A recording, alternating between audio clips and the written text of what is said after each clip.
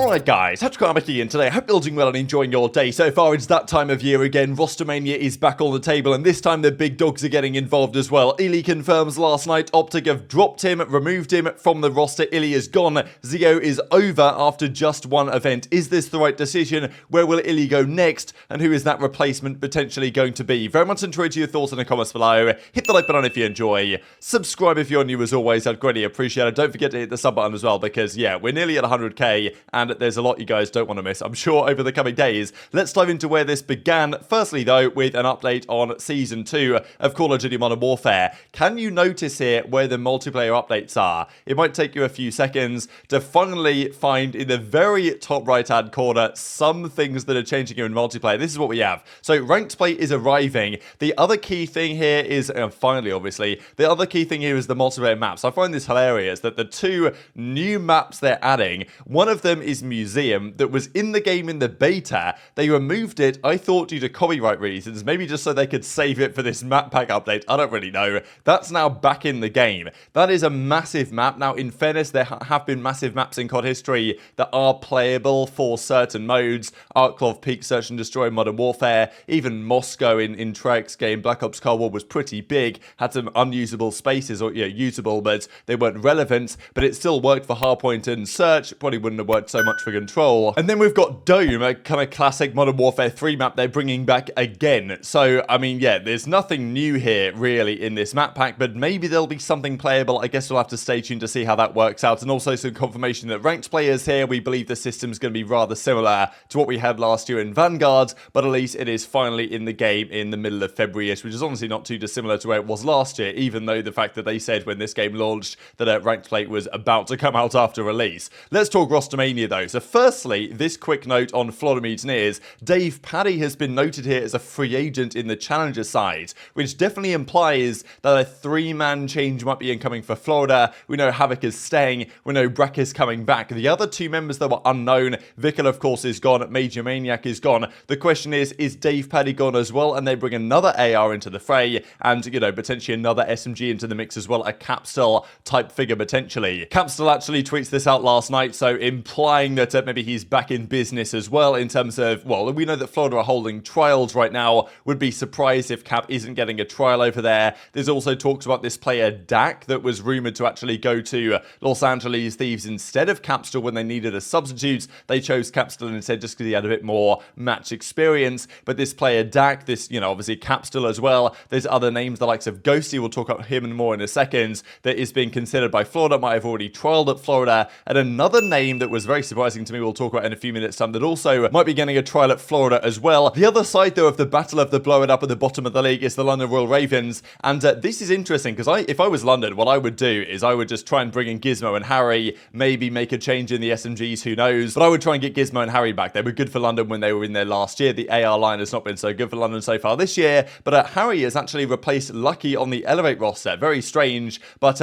weird decision, to be honest. But maybe that means that Harry, more than likely, not going to London. Maybe Gizmo is, who knows. But yeah, I guess we'll see on that story over the coming days as well. But then we started to get this, and whenever the guys like Ben JoeDeceives and others start tweeting the real mind-blowing emojis, usually that's when OpTic are starting to get involved. That's generally how these things tend to go. Some of these rumored rosters, he says, and even the CDL Scump says, here we go, it's about to kick off. And then we get this from Ben JoeDeceives. Either players are baiting on the streams or on the timeline, or players are making decisions on pickups before buyouts are negotiated. And of course, this option B does seem to be like what OpTic like to do, but maybe this time if they sign an amateur player, they won't have to negotiate buyouts or anything. But OpTic have never really signed an amateur player in the history of the organization, so this would be a major shock if it happens, but it is what the current rumor is. And then we get this from CDL Scump last night. According to sources, OpTic Texas are thinking about making a change, and it's not too long after this tweet is revealed that we get methods trying to leak for gifted. But then we also get iLLeY announcing this on Twitter last night. Restricted free agent, bang my line if you want to win. A lot of surprise to this initially, and I kind of agree with that surprise, to be honest. I thought that after their top 4 at Major 2,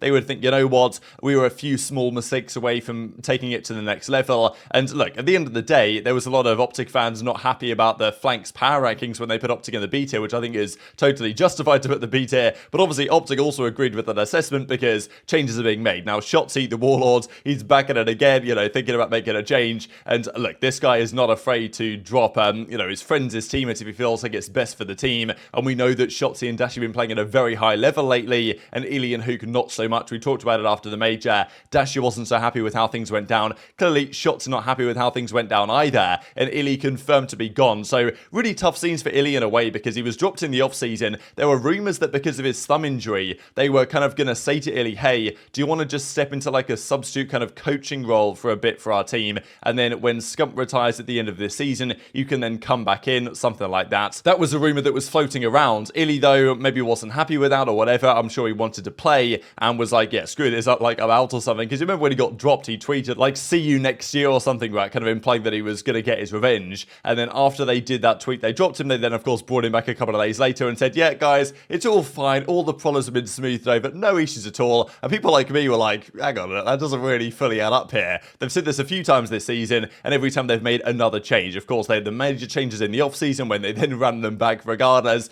Then they made changes after Major 1. Scump then called it a day. Now they're making changes after Major 2. How many more to come? Who knows? But, you know, we've got to discuss the three elements of this situation. Is it the right move? And then what two changes are made as a result of iLLeY moving on? So we look at the numbers here. iLLeY has not been on top form this season, but in fairness, it's not exactly something new for iLLeY. And it's an interesting career that iLLeY's had because he's achieved quite a lot. But after Simp came into the scene in Black Ops 4 and absolutely took over, iLLeY was on a similar level in terms of the search and destroy scene before he was a professional player. iLLeY was hyped up to no ends alongside Simp when he first came in, and of course in iLLeY's first season he won the World Championship. But, you know, he's never been a 1.1 type player. He's always been a bit of a gap filler, 0.9 type numbers, and okay, you've got to admit that iLLeY right now might be the best sniper in the game, but, you know, still, maybe he uses it too much, right? We've certainly seen that in some round 11s, I would argue, and maybe Dashy wants the sniper back, I don't know. But yeah, iLLeY's not, yeah, he's been underperforming for a while, I think, compared to where he needs to be if this team wants to really succeed. We, of course, saw at the major, the map they lost to Thieves, when he finished off the map like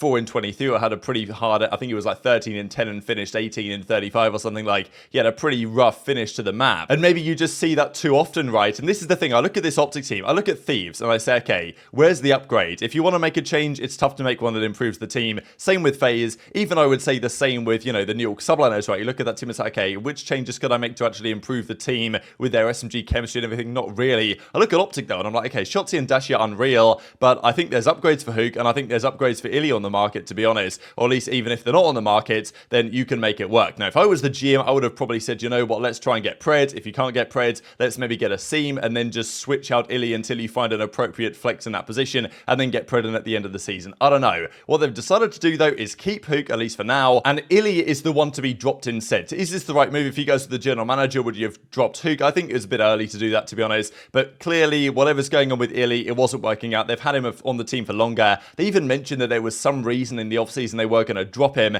and then they kind of resolved that issue, and now it was okay again, but clearly it's not okay. Whether this is performance, whether this is, again, that's kind of out-of-game issue that's cropping up, I don't know, but we shall see, maybe in due course when the story comes to light. Now, I know that many would like to see Scump come back in business, right? Unfortunately, I think this is very low indeed, percentage chance of happening, but yeah, Scump will not be returning, more than likely. Now, the fourth player in place of iLLeY is a name that we don't really know at the moment, but there's been some leaks kind of flying around about this, but we believe it's going to be potentially an amateur player. Now, it's not going to be DuckSenseMartin, unfortunately. He actually confirms on Twitter last night, I am not joining OpTic, I am DuckSenseMartin, I'm a proud player for the Boston Breach Academy, hashtag into the breach. So unfortunately, no Doug, so I'm sure OpTic fans will be devastated to hear this one, but I've just got to share what was said on stream last night, especially from Asim, that the word on the street is that it's an amateur player that OpTic are targeting. For reminding us. Honestly, I lost for the culture, bro. Damn. Who replaces iLLeY to make them better? Jay Skinny with a 500 bits. Thank you. Scump. Well, the rumor in the block is it's an amateur player, so. I just can't see There that happening with goes the OpTic. beans. Yeah, OpTic doesn't really pick up amateurs Yeah, ever, I huh? just can't. They've never done that.